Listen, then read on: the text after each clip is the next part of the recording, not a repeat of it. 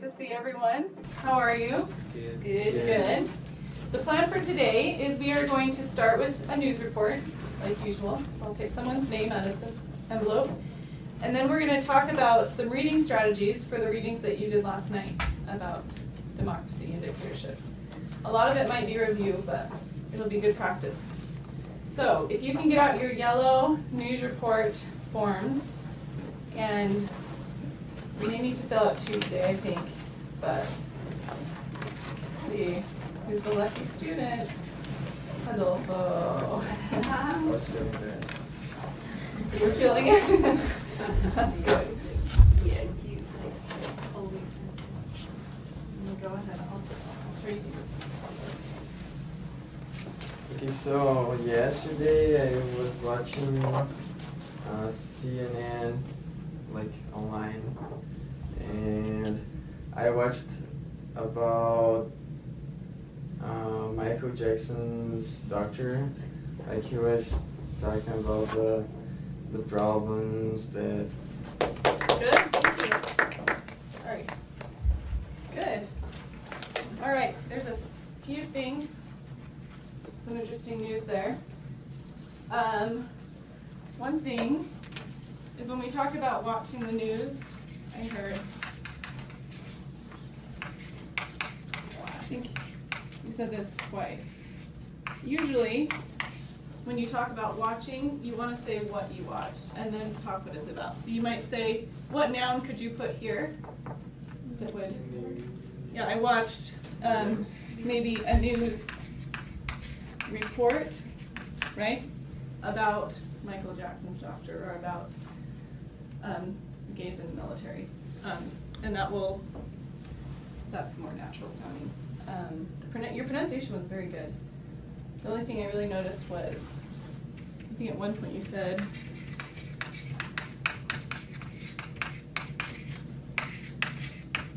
I wasn't sure if you said say or if you just said, but you missed the vowel sound. So this would be a said. It sounds more like an E sound, and this would be a say, which sounds more like the long A sound. But your other past tenses were very good. You heard watched, and a couple others. Any questions, comments? Some interesting news reports. All right. We're going to talk about some of the readings then that you read last night. We'll start with reading 24. What did you think about reading 24? What was it about? It is about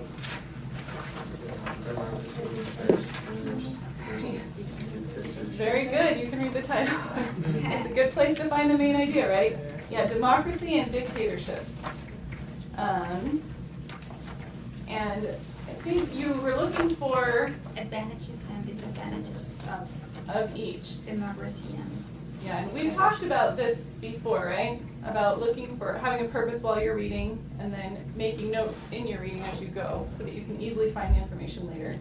We also talked about using visual, we call them graphic organizers, to help you see the organization and the information quickly. Why would that be useful?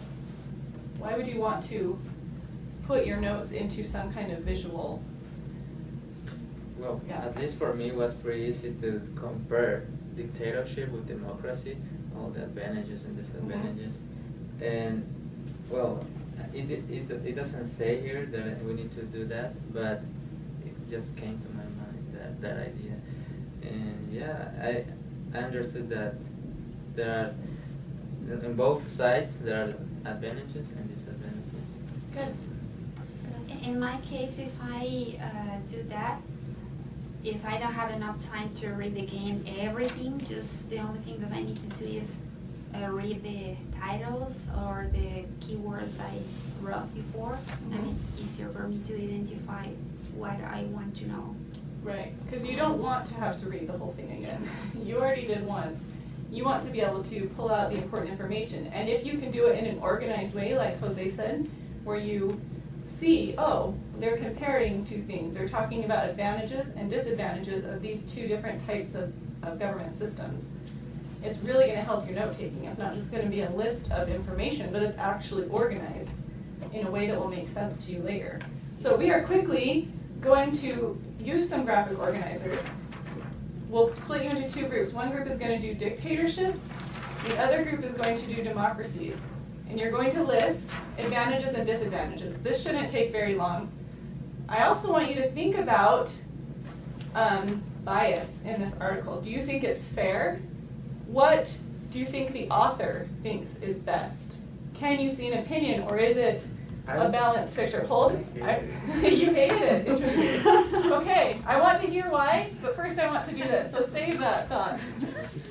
So let's see.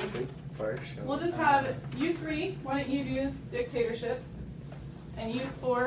Actually, let's. That's dictatorship. We don't like we don't find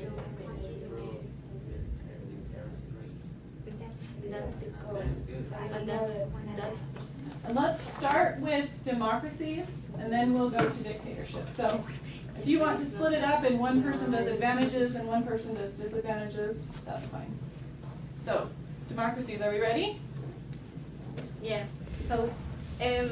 Some advantages are that the nation is ruled by the people, and also that the citizens, they have the rights to the rights of the citizens are protected by the law, and they have freedom of speech, freedom of religion, and they can also, the article mentioned that they can develop their own ideas.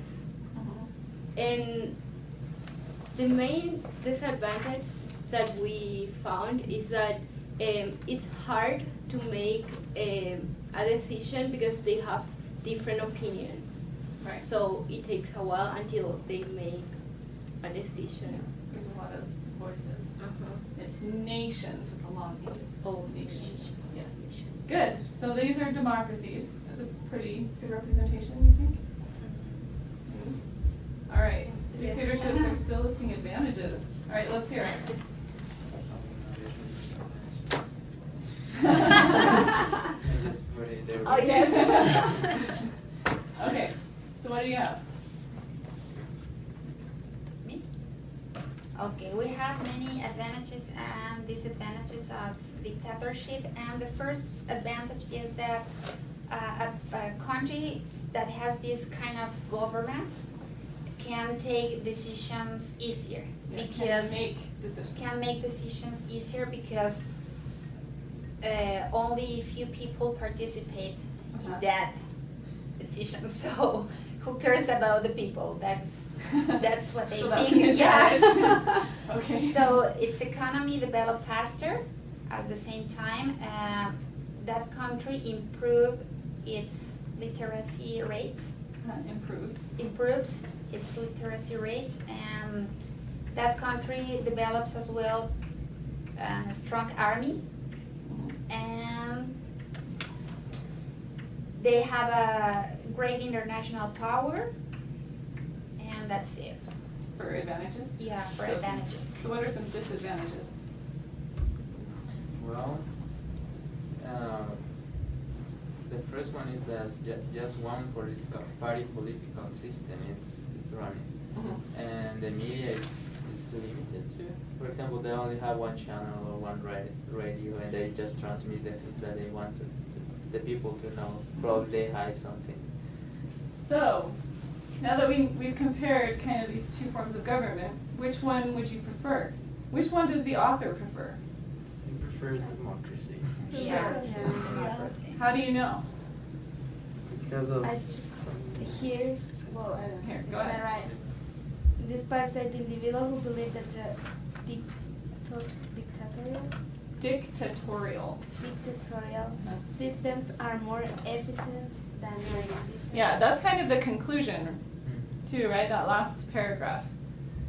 Yeah, individuals who believe that dictatorial systems are more efficient and beneficial than democracies have never experienced life in such a system. So obviously, this author chooses democracy. Do you feel like he's fair? Is that just true, that democracies have more advantages? Or I know Rodolfo doesn't believe. Like, I believe democracies have more advantages than dictatorships. Uh-huh. But like, it's just the way he expresses himself. Like, every time he talks about, like, actually he's not like talking about dictatorships and democracies. He's just talking about the U.S. government type of government and the Soviet Union. So you think he's pointing to Yeah. two specific examples instead of talking about Yeah, like the when. system as a whole? Yeah, he's not talking about the system. He's only talking about. Okay. And like he kind of dramatized, like sometimes, like when he said like when this horror came to an end, like Okay. all horror.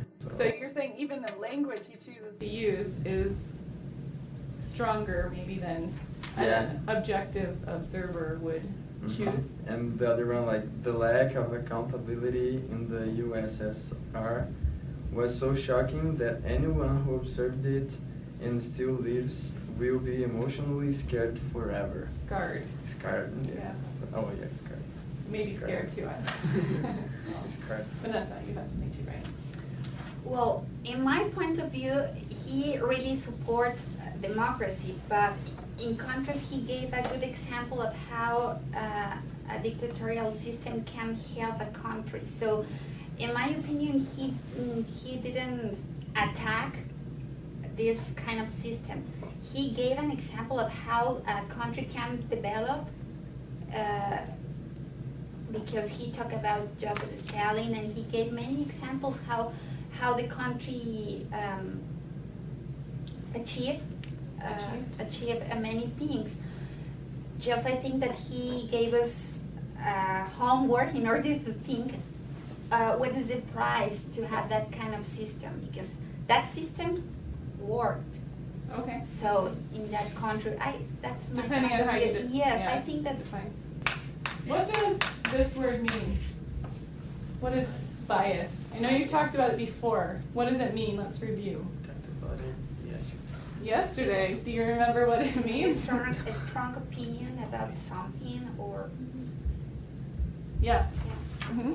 You already feel, we all have bias just because we've lived a certain life. For example, do you think the author of this article is an American or from the Soviet Union? He's I American. think it's American. Why? But- Why would you say that? Well, I don't agree with that because With what? it seems to me I don't agree with that statement that he's American Okay. because in the conclusion it seems to me that he has lived in this country. Tell me the difference between these words.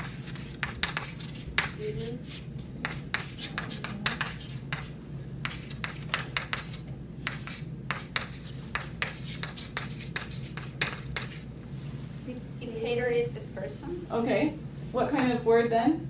Dictator It's a noun, specifically a person. Good. And how do you pronounce it? Dictator.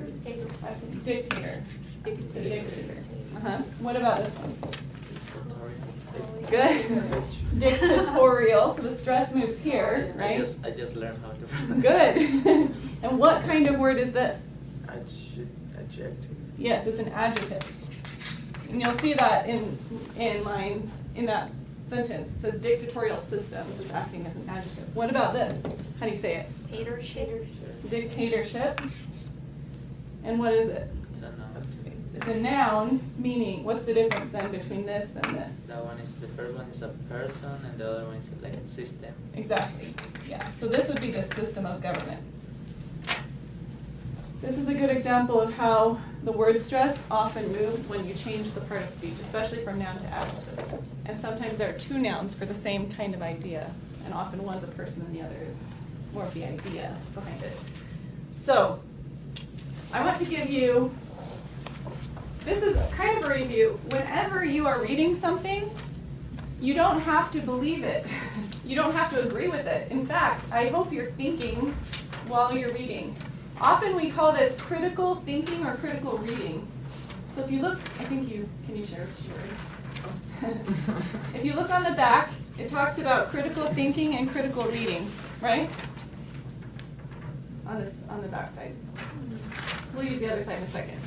So there's several things that you should do when you're reading to make sure that you are reading critically, that you're thinking as you go, which is step 4. And the first is be aware of the author and potential bias. I would think who wrote this, because it will have a big effect on maybe where they're coming from and what bias they might have. It's not necessarily bad to have bias, but you should know when you're reading where the author is coming from, right? 2 is to be proactive. What does proactive mean?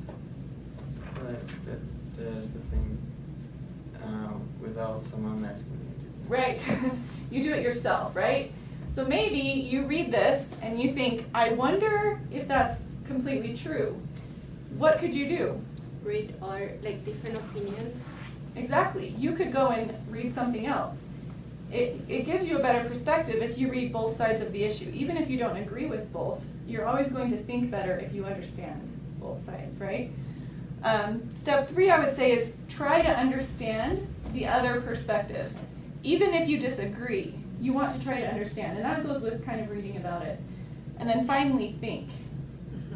Your That's the teacher, hardest one. I know, it is hard.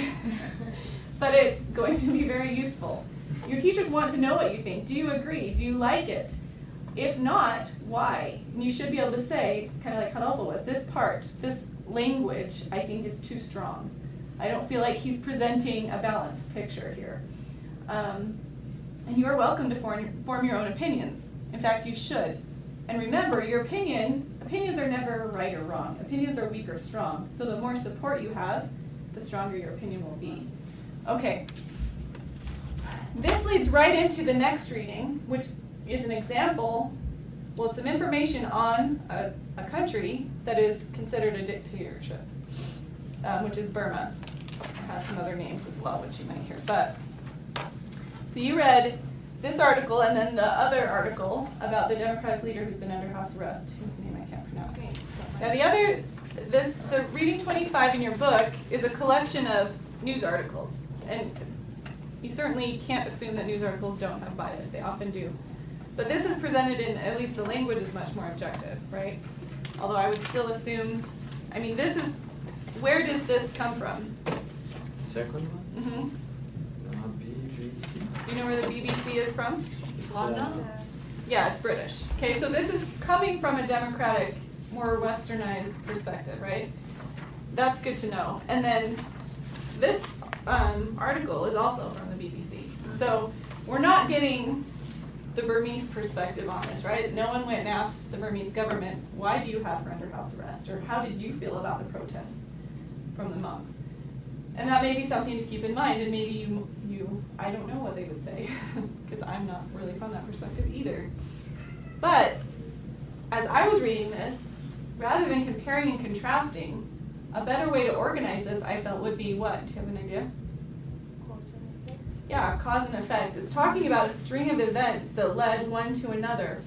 So one group is going to talk about what events led up to this, what causes and effects happened that led to where we are right now. And there are some strange ones in there, like the Americans swimming across the river, that led to a longer house arrest so that she can't run.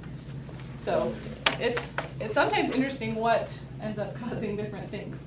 The other group is going to talk about the reading 25 about Burma and the protests by the people and mostly led by the monks. That's dictatorship. We don't find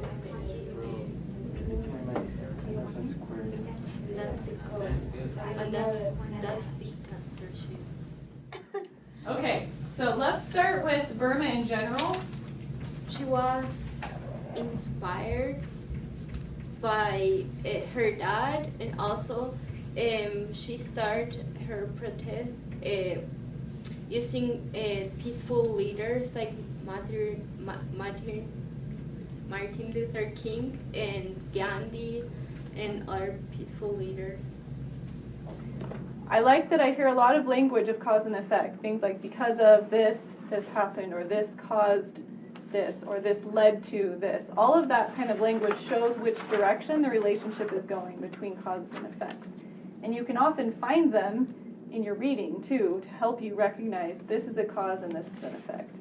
If it says one thing led to another, you're looking at the cause and effect right there. And that can help you organize, even if you don't make pictures like this, organize in your head at least the series of events and what led to what. Any questions? Comments?